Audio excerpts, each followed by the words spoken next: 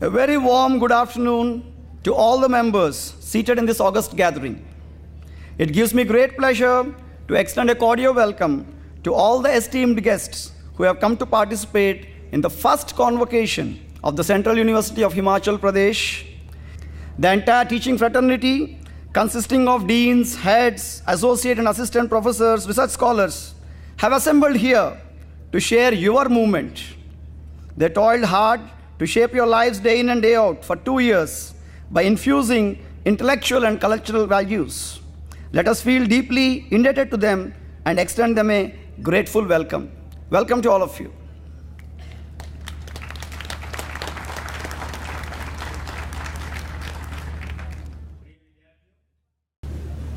May I request all the members in this august gathering to rise for the national anthem.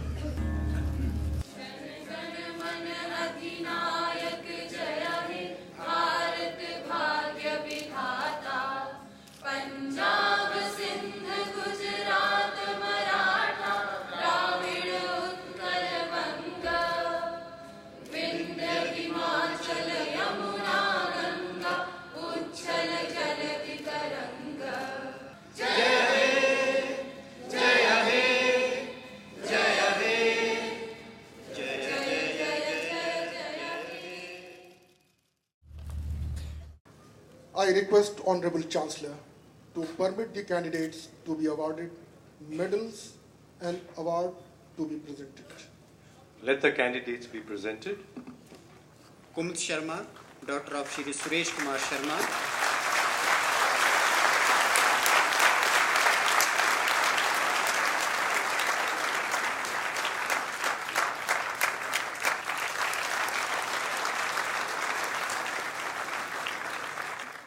I request Honorable Vice Chancellor to welcome the distinguished person and chief guest, His Holiness the Dalai Lama.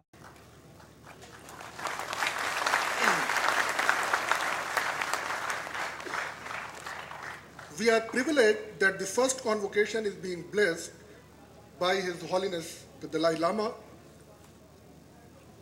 His Holiness and Dharamshala, sir, they are inseparable because we cannot imagine one without imagining the other. It was therefore natural for us to approach him with our request, and it is indeed very kind of you, sir, to have accepted our request to grace this occasion. It gives me immense pleasure to inform this august gathering that the university shall also have the honor of conferring the honorary degree of Doctor of Philosophy, D.Phil honoris causa, on the Nobel Laureate for Peace, who is none other than His Holiness the Dalai Lama.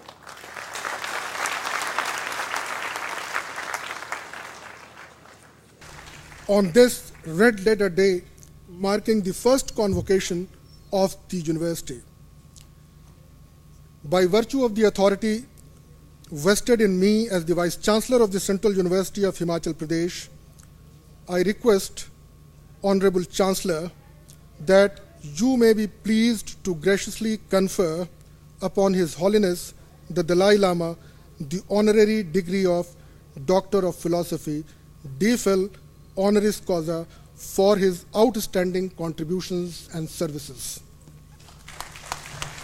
I confer on His Holiness the 14th Dalai Lama the honorary degree of Doctor of Philosophy, D.Phil honoris causa.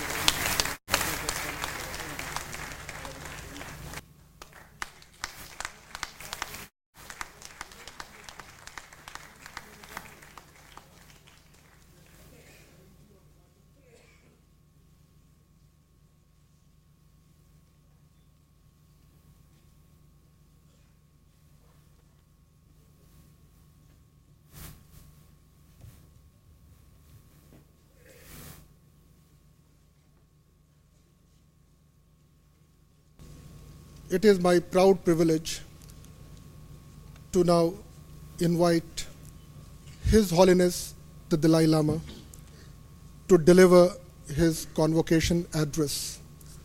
May I mention that we have been particularly blessed and privileged to receive a written convocation message from His Holiness, which has been printed and circulated amongst you all,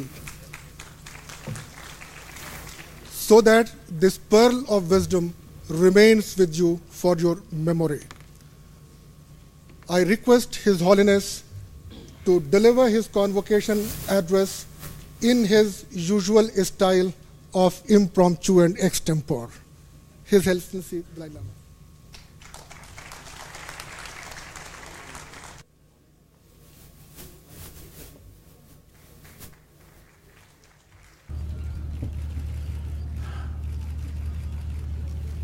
Although already written, so my message already there. But I would like to say a few words. At the beginning, I would like to use my own mother tongue, Tibetan.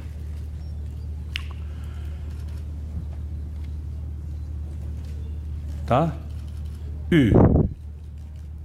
ta so sorry, the university.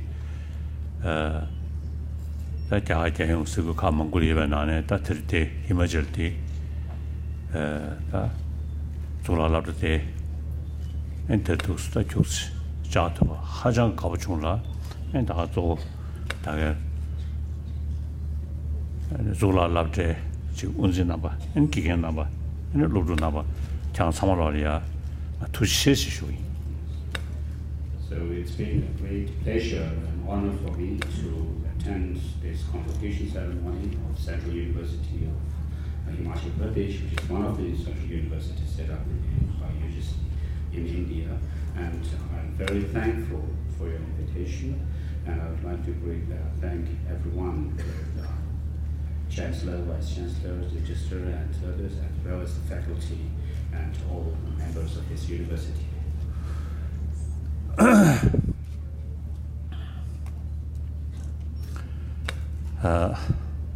Now, frankly speaking, I don't like too much formality.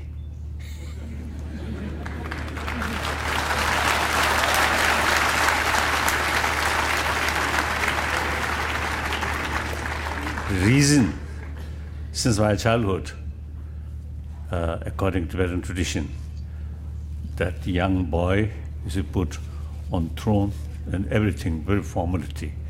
So I fed up.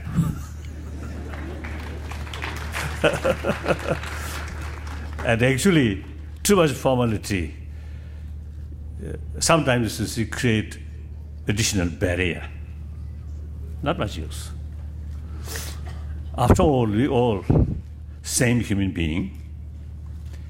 And most important, everyone want happy life.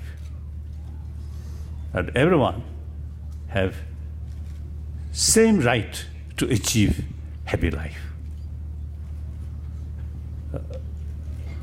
We follow different sort of professions or different ways to achieve that goal.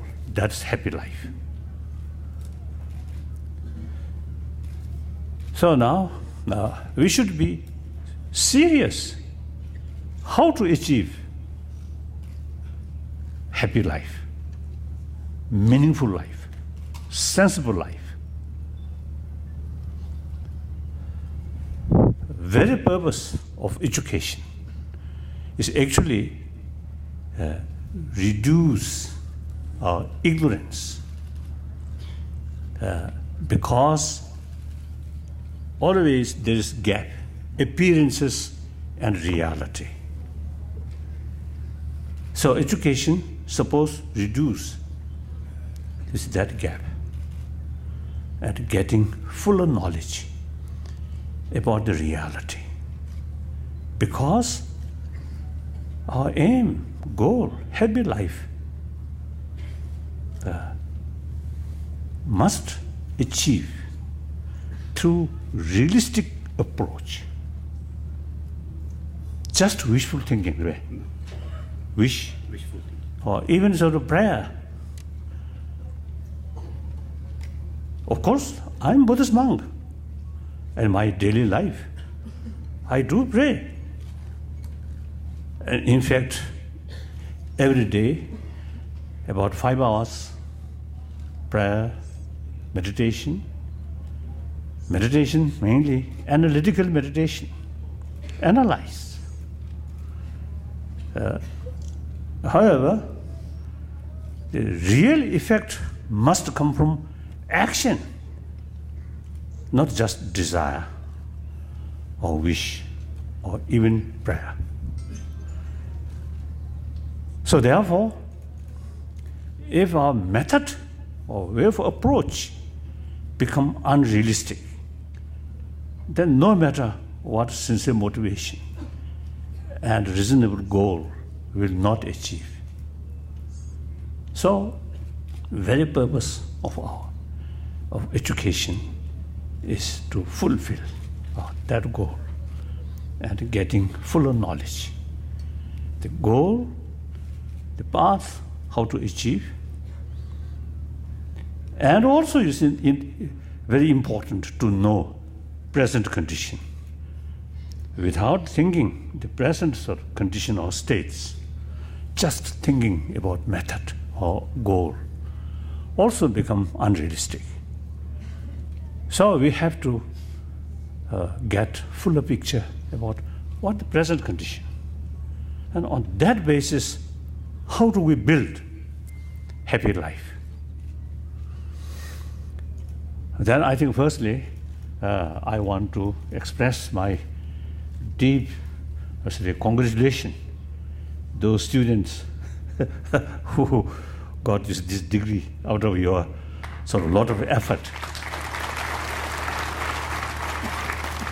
And also, I think, immense help from kind teachers, professors, or these teachers.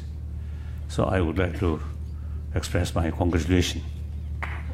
And then, also I remind my own sort of case. After sort of several years study, the final examination, I a little bit excited and also a little bit anxious. I think you also have the same experience, isn't it? So I think because of the lifetime, life in a life, now you already got or reach certain level, you more or less accomplished your study. Now real life, eventually real life begin. In a way, while you carry study, school or college or university, still, you see, there's a certain sort of way is something because of the fixed and take for granted. Now your real life start, no guarantee. Everything depends on yourself. So life not easy. So right from the beginning, I think better, you see, to keep your mind, or things will be more complicated, more difficult. So then must, you see, prepare emotionally, or things may not be easy, so that when certain difficulties, certain obstacles you see happen, because you already prepared in your mind, will not disturb much you. If you take for granted, things will be okay, and some sort of obstacles happen, then too much sort of disturbances, too much even sort of sadness or discourage, these things happen. So that I would like to share with you. Then, I think within short period, as the report you mentioned, I think short period, I think you really achieve, I think, marvelous sort of achievement. Wonderful. Wonderful.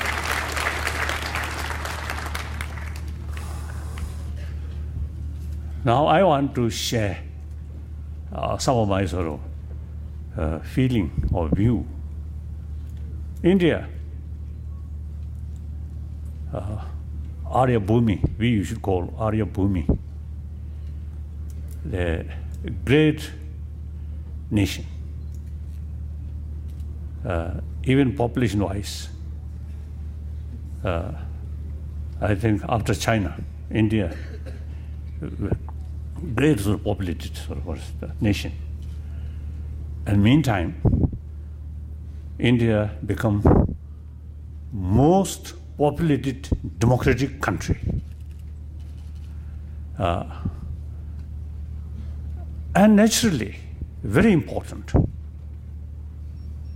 for whole Asia, even for whole world. Then if you look back past few thousand years, I always feel this continent, I think a continent where most great thinkers, philosophers produce this continent. No other country, no other continents. As far as I know, 3,000, since I was around 3,000 years. Very sophisticated philosophical views develop in this continent. That goes through several centuries. Of course, my own knowledge very limited, but according to my sort of rough, limited knowledge, compare Egyptian civilization, Chinese civilization, and eventually civilization of this continent. I think as far as sort of certain sort of views or concept about reality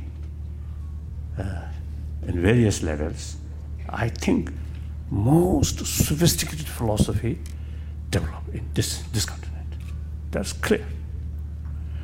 One time, one great Indian scientist, I think nuclear was the physicist, the Raja Ramana. Once he told me, he read some Nagarjuna's text. He found there the concept of quantum physics.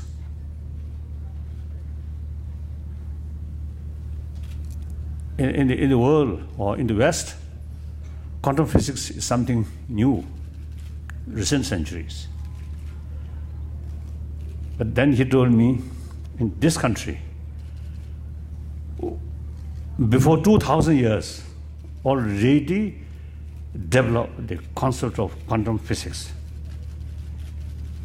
He, as an Indian, he feels very proud. So now my own sort of experience, as a result of meeting with many scientists, many Western thinkers or philosophers, the quantum physics and some of the ancient Indian sort of the concept, there are many similarities. In fact, when we study, when we discuss these things, it becomes very clear, mutual benefit, mutual learning. So this country, I think in the past, really made tremendous contribution regarding the sharpness of human mind.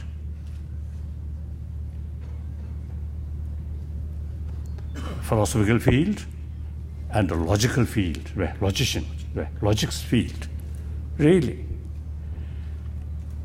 So sometimes we Tibetans I always describe chela or student of those ancient Indian thought or Indian philosopher. So sometimes I half joke, half serious. I usually say telling, we are not only chela of Indian guru, but also we are quite reliable chela. Reason. You see, there is very sophisticated sort of deep philosophy, including Buddhist philosophy, and Sangha philosophy, Jain philosophy. As far as Buddhist philosophy is concerned, you see, in 8th century, 9th century, the great master from Nalanda institution, his name is Shantarakshita, a great philosopher and a logician. He invited by Tibetan emperor, 8th century.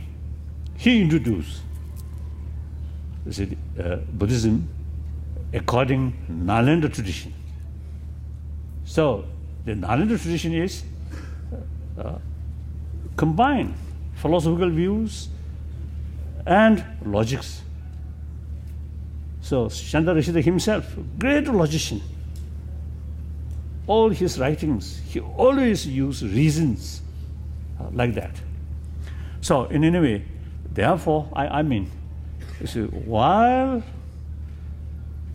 our ancient guru's own land, a lot of ups and downs happen. During these centuries, we, your chela, kept all this knowledge intact. So that's the reason I usually call we are quite reliable chela. So all you say our knowledge actually come from India. So therefore, sometimes we really feel proud. The real living tradition of Nalanda sort of what's the thought, or Nalanda sort of academic sort of what's the tradition we kept till now. So these are not only ancient sort of culture or ancient sort of what's the knowledge, but also very relevant to today's world. So, thinking these things, India, really, Bharat, really great sort of nation. Now, past greatness, when we read history, really admire. But not much effect. Present. So present now, what we should do, particularly you, our Guruji, young Guruji here.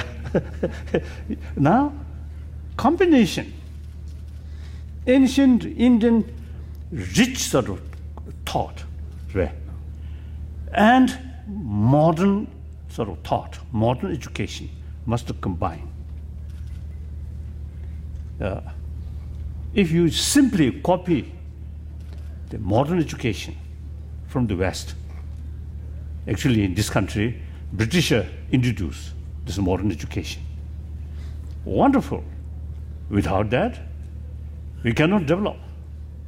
It's very important. But at the same time, you Indian should not neglect about your own 1,000-year-old traditional because of the treasures or these because of the richness. That I think is very, very important. So in other words, modern education really looks oriented about material value.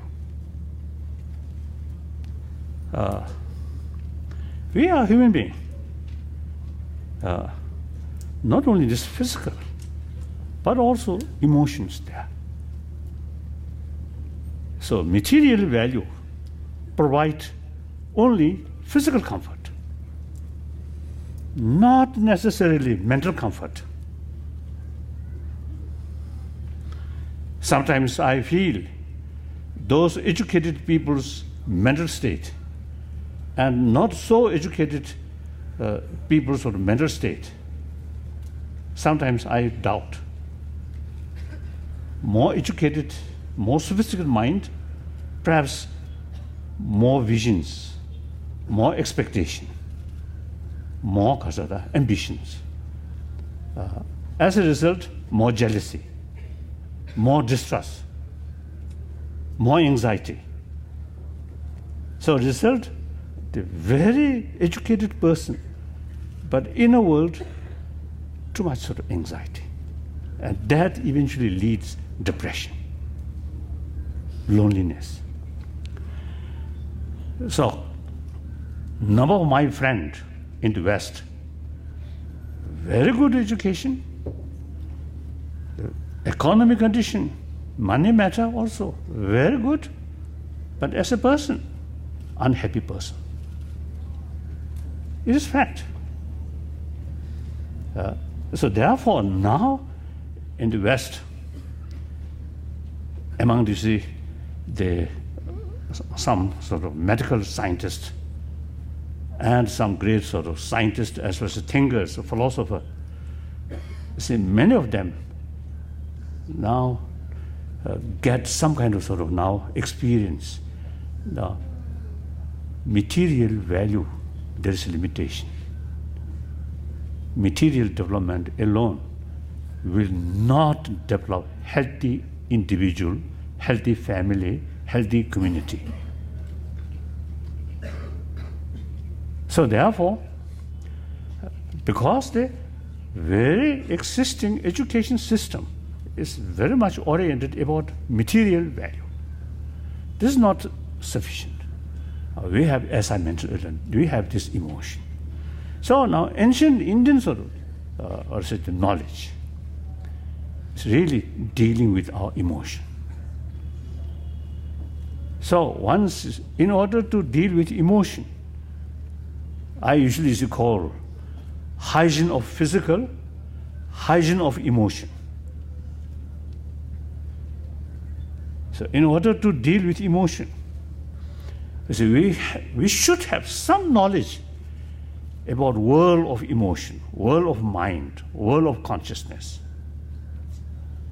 With a fuller picture of the world of emotion, then much easier deal with this destructive emotion. So that is your ancient sort of treasure available, all this information. That I think very, very important. So my main sort of reason, combination, your ancient thought, ancient treasure, and modern treasure, modern thing combined. Then you get sort of physical sort of comfort as well as mental comfort. So now India, after independence, generally this country, most populated democratic country with rule of law and freedom of speech, freedom of press, I think overall this country much stable compared to neighboring states and some other states. However, time passes. I often is telling the spirit during freedom fight, like Mahatma Gandhi ji, Sardar Patel, all these sort of great sort of freedom fighter, they really stand principle with principle and carrying that sort of principle fearlessly, selflessly. Now, after India got independence now, nearly 70 years, now that spirit, I think, still need. Otherwise, now, frankly speaking, corruptions, quite serious. So this, I think, we are gradually losing our basic values or basic principle, truthful, honest, even a selfish viewpoint. If you carry your work truthfully, honestly, then your action automatically become transparent. That brings trust from public. So for your own sort of interest, honest, truthful, is very, very essential. Doing something hypocritical way or cunningly, ultimately you will lose. Clear? So therefore, I think in India, there are some sort of, symptoms or some sort of indication of some or result of some negligence. That I think you younger generation now must pay more attention. Few years ago, I was in Jodhpur talking some students. One student, then usually whenever I give some talk, I always take questions. So one young student, young boy, asked me one question. At the moment he studied. After he finished study, when he really real life start, unless involve corruption, I cannot lead my life. Can I succeed without corruption? That kind of question. I a little bit shocked. After a few days, I was in Bombay, meeting some my friend, some businessman. One businessman also mentioned, without corruption, your business will not be successful. That's very sad. The corruption almost has become something habitual. Some take for granted these things. I think that's a mistake. We have to tell. We have to recognize these things are can change, can overcome these things. Mainly, I usually used to call my generation, including those professors, chancellors. Our generation is generation of 20th century. So our century already gone. You, these young students, see, you truly belongs 21st century. 21st century, only because the 13 years passed, 12 years passed. The remaining of the century yet to come. So you have special responsibility and special opportunity.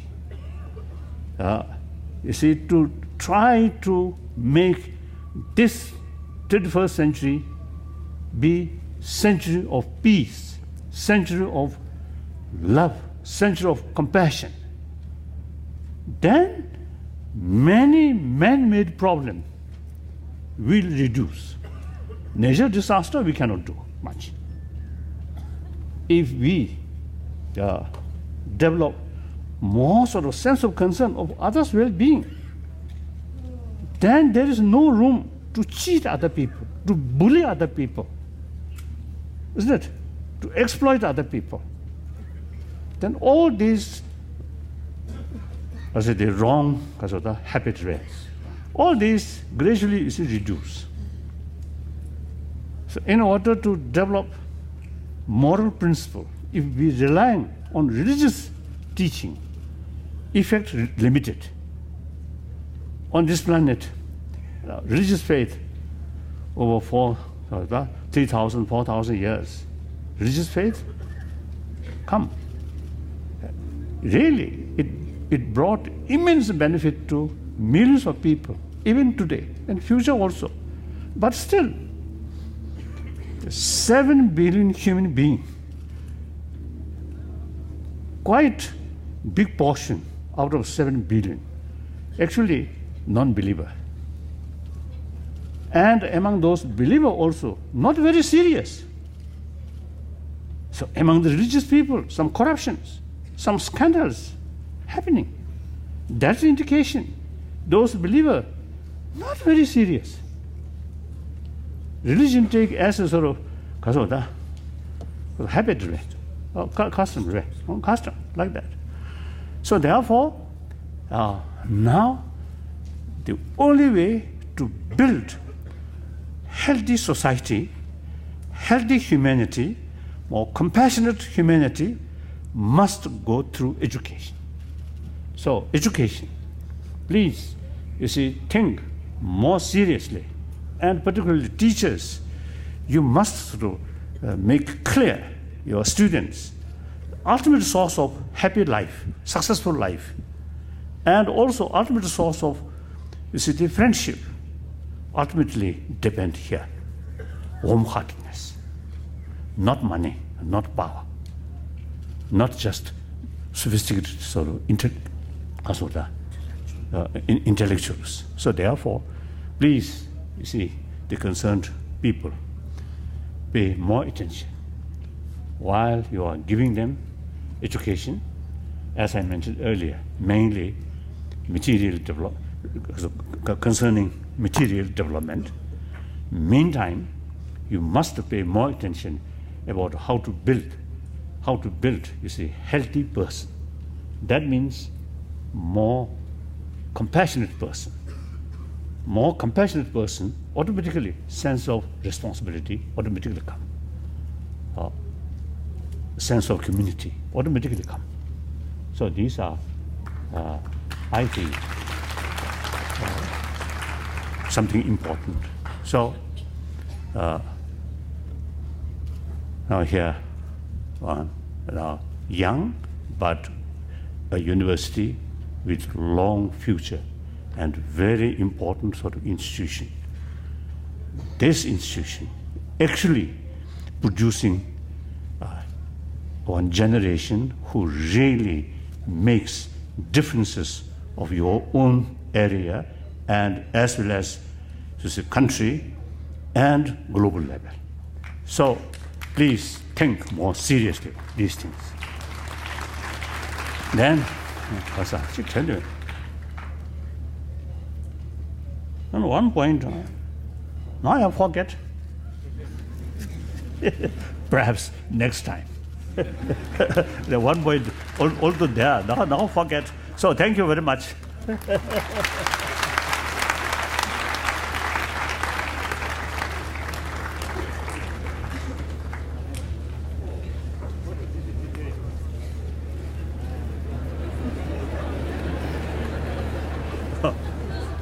The point is not important.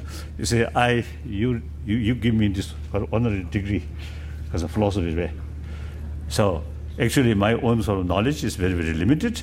And when I actually, you see, carry study, I remain very lazy student. So sometimes I really feel whether because of that really worthwhile receive this honorary way. But great honor for me. So thank you very much.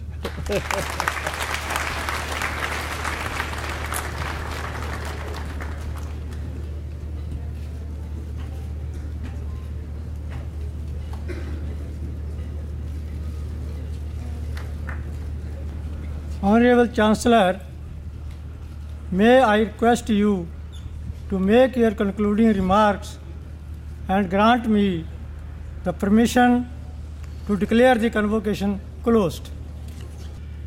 A university is, in the words of Guru Dev Rabindranath Tagore, a place where the mind is without fear and the head is held high. A place where knowledge is not broken into fragments by narrow ideological walls.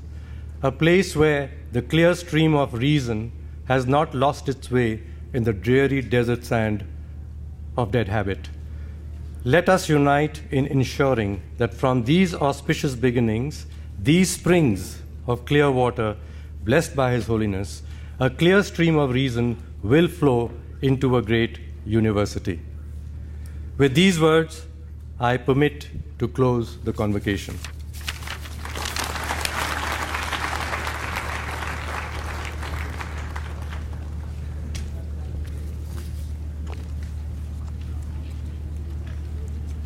With the permission of Honorable Chancellor, I declare the convocation closed.